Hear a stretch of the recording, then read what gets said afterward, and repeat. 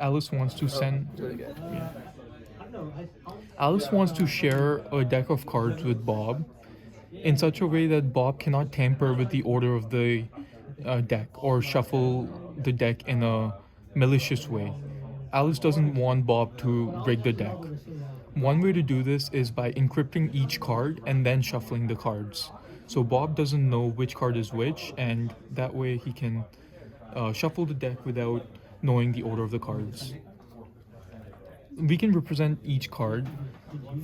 This is an 8 card deck, so we can represent each card from ace through 8 as numbers from 1 through 8, with ace being 1. Now, one way to encrypt this is through what we call XOR encryption.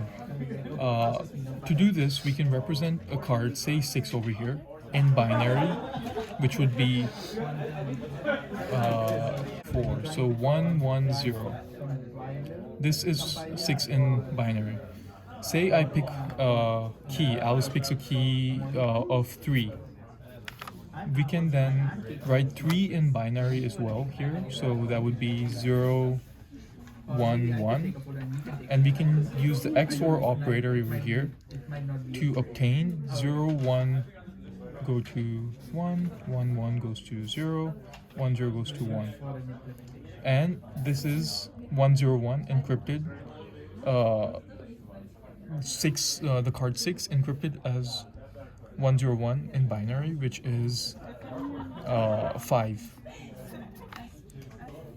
In this way, we can encrypt each card in the deck to map to a different card within the same range of cards. So you're trying to play a game of poker like everyone does, and you want to play it without like an intermediary. But how do you do it, right? So you have two people who want to play, Alice and Bob. Alice has a deck of cards, but currently this deck of cards is unencrypted. What Alice can do is that she can encrypt this deck of cards with her private key, and then send this over to Bob. Now what Bob does is that Bob chooses one of the cards, and that's Alice's card, and then the second card is Bob's card. But you would need this to be encrypted, since Bob can just send the unencrypted or Alice encrypted cards back to Alice, since Alice can just pretend to have any encryption possible. So then you have 2 cards, one of them is Alice encrypted, the other one is double encrypted. You send these back to Alice. And now what Alice can do is that she can unencrypt the first one. So that's her unencrypted card, and then unencrypt the second one, which gives you just Bob encrypted card number 2, which is Bob's card. So then this card is sent over to Bob. Bob then decrypts this with his private key, and then they just show. So in this case, Bob has an 8. Alice is a 6, so Bob wins.